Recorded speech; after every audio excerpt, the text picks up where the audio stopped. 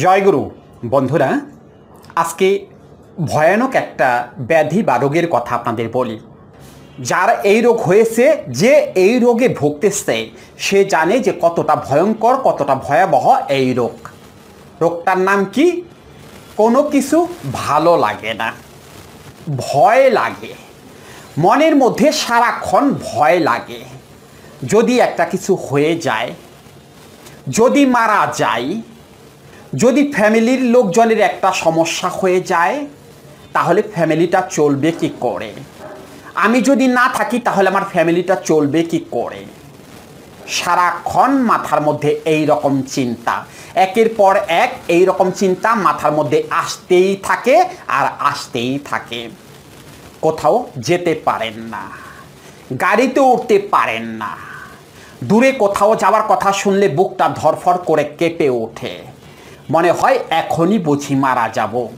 মৃত লাশের কথা শুনলে বুকটা ধরফর করে কেঁপে ওঠে। আত্মীয় স্বজনের কেউ মারা গেছে, এই সংবাদটা আপনি শুনছেন, শোনার পরেই আপনার মধ্যে বিভিন্ন পার্শ্ব প্রতিক্রিয়া সৃষ্টি হয়ে গেছে। শরীর ঘামতেছে, বুকটা ধরফর করে কাঁপতেছে, শ্বাস নিতে কষ্ট হচ্ছে। এক ভয়ঙ্কর ভয়াবহ ব্যাধি। কোনো কিছু ভালো লাগে না, ভয় লাগে। সুস্থ হইতে পারতেছেন না? সুস্থ হইতে পারবেন। আজকে আমি এমন একটা টিপস, যে টিপসটি যদি আপনারা সঠিকভাবে পালন করতে পারেন, গ্যারান্টি এখান থেকে বের হয়ে আসবেন। অন্য কোনো কিছু লাগবে না, ওষুধপত্র কোনো কিছু লাগবে না, এখান থেকে বের হয়ে আসবেন, গ্যারান্টি। ভিডিওটা মনোযোগ সহকারে দেখতে থাকুন, শুনতে থাকুন আমি কি বলি। আমি কিন্তু সেই কথার মধ্যেই সেই টিপসটা দিয়ে দেব, সেই জন্য কথাগুলো মনোযোগ সহকারে শুনতে হবে। শুনতে থাকুন আমি কি বলতে চাচ্ছি। ভালো লাগে না কেন? ভালো লাগে না কারণ কোনো কিছু করতে পারি না। কোনো কিছু করতে ভালো লাগে না, এমনিতে ভালো লাগে। বসে বসে চিন্তা করেন, ভালো লাগে। কিন্তু কাজের কথা শুনলেই, কাজ করতে বললেই ভালো লাগে না। কারণটা কি? কারণটা আপনি বোঝেন না। কারণটা হলো আপনি অলস অপদার্থ। এটা কি আপনি বোঝেন না যে আপনার সমস্যাটা কোথায়? আপনার সমস্যাটা হলো আপনি অলস অপদার্থ। আপনি কোনো কাজ আসলে করতেই চান না আগে থেকেই, এখন থেকে না, আগে থেকেই আপনি কোনো কাজকর্ম করতে চাইতেন না। কাজের কথা শুনলেই আপনার কষ্ট লাগতো। বোঝেন না? এই কথাগুলো বোঝেন না, এগুলো সত্য কথা। কবে সুস্থ হয়ে যেতেন? যদি পাছায় একটা লাথি দিয়ে বাড়ি থেকে বের করে দেওয়া হতো। ফ্যামিলির লোকজন যদি আপনাকে ভাত না দিয়ে পাছায় একটা লাথি দিয়ে বাড়ি থেকে বের করে দিত, কবে সুস্থ হয়ে যেতেন? কবে এখান থেকে মুক্ত হয়ে যেতেন? কিন্তু ফ্যামিলির লোকজন তো সেটা করতে পারে না। ফ্যামিলির লোকজন ভাবে সম্ভবত কোনো সমস্যা হয়েছে, সম্ভবত জিনে ধরেছে, ভূতে ধরেছে। আসলে কোনো কিছুই তো আপনাকে ধরেনি, আপনাকে ধরেছে মনের শয়তান। এটা তো ফ্যামিলির লোকজন জানেন, আপনি তো বোঝাইতে পারতেছেন না যে আসলে আমি কোনো কিছু করতে চাই না, করতে আমার ভালো লাগে না। কাজের কথা শুনলে আমার মন খারাপ থাকে, আমি কাজকর্ম করতে চাই না। এটা তো ফ্যামিলির লোকজনকে আপনি বোঝাইতে পারেন না। এটা তো অনেক আগে থেকেই। আপনাকে যদি ঘুরে ফিরে খাইতে দেওয়া হইতো, সারাদিন ঘুরে ফিরে খাইবেন, মোবাইল চালাইবেন, কোনো সমস্যা নাই। কখন হয়েছে এই সমস্যাটা? যখন টাকার চিন্তা চলে আসছে, যখন বুঝতে পারতেছেন না ফ্যামিলি আপনাকে মেনে নিতে পারতেছে না, সহ্য করতে পারতেছে না, ফ্যামিলিতে অভাব অনটন চলতেছে, তখন এই সমস্যাটা সৃষ্টি হয়েছে। ওই যে একটা মানসিক চাপ সৃষ্টি হয়েছে যে আমাকে মনে হয় কোনো একটা কিছু করতে হবে। বা যারা পড়াশোনা করেন, যখন পরীক্ষাটা চলে আসতেছে, আগে তো পড়াশোনা করেননি, করতে পারেননি, কারণ আপনি অলস ছিলেন, অপদার্থ ছিলেন, মনোযোগ ছিল না। যখন এক্সাম চলে আসছে, তখন ওই যে একটা চাপ সৃষ্টি হয়েছে, মাথার মধ্যে একটা চাপ সৃষ্টি হয়েছে, এখন নাটক শুরু হয়ে গেছে। ওই মানসিক চাপ থেকে নাটক শুরু হয়ে গেছে। হ্যাঁ, এখন সত্যি সত্যি কিছুটা আপনার ভালো লাগে না। পড়তে বসলে পরে অস্থির অস্থির লাগে। ওই যে নেগেটিভ থট মাথার মধ্যে চলে আসে, পড়তে বসলে অস্থির অস্থির লাগে, কাজে গেলে পরে অস্থির অস্থির লাগে। কারণ অলসতা আপনার মধ্যে এমনভাবে চেপে বসেছে, আপনি এখান থেকে বের হইতে পারতেছেন না। নাটক করতেছেন, শুধু নাটক করতেছেন। ডাক্তার দেখাইতেছেন, কবিরাজ দেখাইতেছেন, ওষুধ খাইতেছেন, বুড়ি বুড়ি ওষুধ খাইতেছেন, মাগার সুস্থ হইতেছেন না, সুস্থ হইতে পারবেন না, গ্যারান্টি সুস্থ হইতে পারবেন না। আর কি করতেছেন? আর এই যে প্রতিদিন কাজ তো একটাই, অ্যান্ড্রয়েড মোবাইলটা হাতে নিয়ে শুধুমাত্র এই ভিডিওগুলো দেখতেছেন। আমাদের ভিডিও থেকে শুরু করে অন্যান্য লোকজনের ভিডিও এই দেখতেছেন আর মোটিভেশনাল কথা শুনতেছেন। কাজ হইতেছে না তো, মোটিভেশনাল কথা তো মনে লাগতেছে না। ভালো ভালো মোটিভেশনাল ভিডিও আপনারা দেখতেছেন, মাগার বের হইতে পারতেছেন না। কেন পারতেছেন না? ভিডিওতে তো সুন্দর সুন্দর কথাই বলা হইতেছে, এই যে আমিও তো খোসা দিয়ে কথা বলতেছি, কই লাগতেছে না, বের হইতে পারতেছেন না। কেন বের হইতে পারতেছেন না? সারাক্ষণ ভিডিও দেখতেছেন, সারাক্ষণ ভিডিও দেখতেছেন, অন্য কোনো কাজ তো নাই। এই মোটিভেশনাল ভিডিও না দেখে যদি কাজে চলে যেতেন, যদি কাজ করতেন, তাহলে সমস্যার সমাধান তো হয়ে যেত। কিন্তু কাজই তো করতেছেন না, সমস্যা তো ওই জায়গাটায়। ভিডিও দেখতেছেন, ভিডিও দেখে হয়টা কি, হবেটা কি? এই যে আমাদের ভিডিও দেখেন, কেন দেখেন? আপনাদেরকে বলছি যে প্রতিনিয়ত আমাদের ভিডিও দেখেন।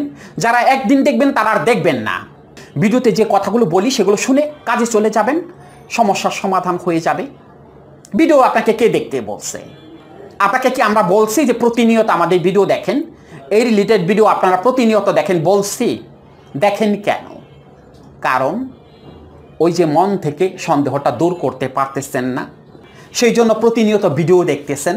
ভিডিও দেখলে পরে একটু ভালো লাগে, এই যে এইটুকু সময় একটু ভালো লাগতেছে না, আমি কালকে থেকে আমি এই করব, সেই করব, সকালবেলা হাঁটতে যাব, ব্যায়াম করব, কত কিছু ঘোরার দিন করবেন, কচু করবেন, কচু কিছু করতে পারবেন না। কারণ আপনি করতে চান না, আপনি কোনো কাজ করতে চান না। অনেকে কাউন্সিলিং করার সময় আমার কাছে খুব কাকতি মিনতি করে। এই কাউন্সিলিংয়ের ফিটা জমা দেওয়ার সময় আমাকে বলে, স্যার আমি 2 বছর ধরে বসে আছি, 3 বছর ধরে বসে আছি স্যার, আমি তো কোনো কাজ টাজ কোনো কিছু করি না স্যার, কাউন্সিলিংয়ের ফিটা একটু কম নেন স্যার, 500 টাকা কম নেন, এরকম কাকতি মিনতি করে। তাদেরকে আমি বলি, বসে আসছেন কেন?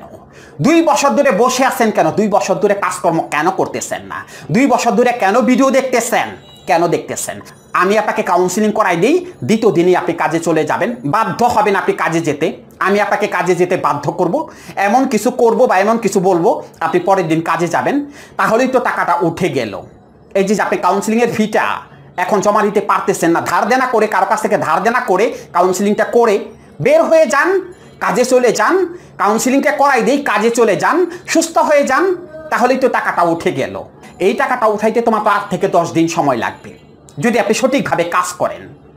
আপনি যদি জমিতে কাজ করেন, আপনি যদি রিক্সা চালান, তারপর তোমার তো 6 থেকে 7 দিন লাগবে এই টাকাটা উঠতে। তো আপনি কাজ করলেই তো টাকাটা উঠে যাবে। কাউন্সিলিং করেন, কার কাছ থেকে হাওলাত বাওলাত করে কাউন্সিলিংটা করেন, সুস্থ হয়ে যান। 2 বছর ধরে আপনি বসে আছেন কেন? যেখানে জানতেছেন যে আমি সুস্থ হয়ে যাব, আমি কাজে চলে যেতে পারবো, তাহলে বসে আছেন কেন? তাহলে প্রতিনিয়ত ইউটিউবে গিয়ে ভিডিও দেখতেছেন কেন? টাইম পাস করতেছেন কেন? কাউন্সিলিংয়ের টাকার কথা শুনলেই দুর্বলতা চলে আসে, কিন্তু ওই টাকাটা যদি জমা দিয়ে কাউন্সিলিংটা করেন, কথা শুনতে বাধ্য হবেন, তখন আর 2 বছর ধরে এরকম ভিডিও দেখতে হবে না। সমস্যা তো এই জায়গাটাই, ভিডিও দেখে তো আপনি এখান থেকে বের হইতে পারবেন না। অনেকেই আমাকে বলে যে স্যার ভিডিও দেখতে দেখতে একটু ইমপ্রুভ হয়েছে, কিন্তু সমস্যাগুলো আবার চলে আসতেছে। চলে তো আসবেই, কারণ মনের মধ্যে তো চাপ সৃষ্টি হচ্ছে না, মনের মধ্যে তো কথাগুলো সেট আপ হচ্ছে না, সেই জন্যই তো আবার চলে আসতেছে।